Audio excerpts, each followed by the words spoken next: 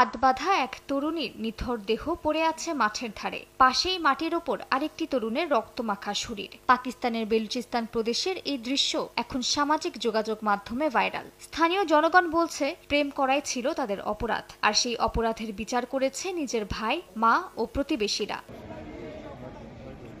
ঘটনার মূল হোতা হিসেবে গ্রেফতার হয়েছেন গুলজান বিবি, যিনি নিজের মেয়েকে সম্মানের দোহাই দিয়ে মৃত্যুদণ্ড দিয়েছেন। আদালতে মুখ ঢেকে হাজির হন তিনি। সঙ্গে গ্রেফতার করা হয় আদিবাসী নেতা শেরবাজ চাটাকজাইকেও। তিনি এই হত্যা অনুমোদন করেছিল বলে অভিযোগ করা হয়েছে।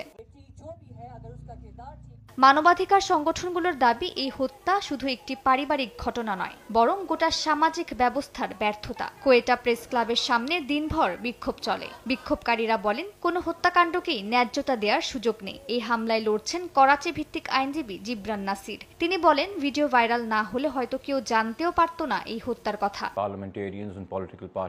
কয়েক মাস আগের ভিডিওতে স্পষ্ট দেখা যাচ্ছে এ অপরাধ গোপনে সংগঠিত হয়নি। এটি কোনো দূরবর্তী এলাকায়ও ঘটেনি, বরং প্রাদেশিক রাজধানীর একটি এলাকায় ঘটেছে। তবু আমরা স্থানীয় প্রশাসন, পুলিশ বা বিচার বিভাগের কোনো প্রতিক্রিয়া দেখিনি। সরকার কেবল তখনই তৎপর হলো যখন 24 কোটি মানুষ এটি সামাজিক মাধ্যমে দেখল।